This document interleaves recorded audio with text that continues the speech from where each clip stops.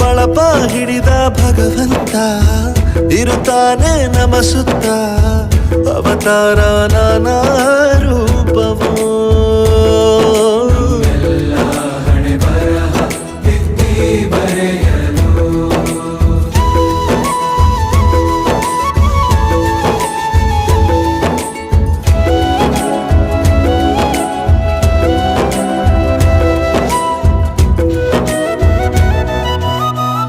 ಬಾಳಲ್ಲಿ ಲೆಕ್ಕ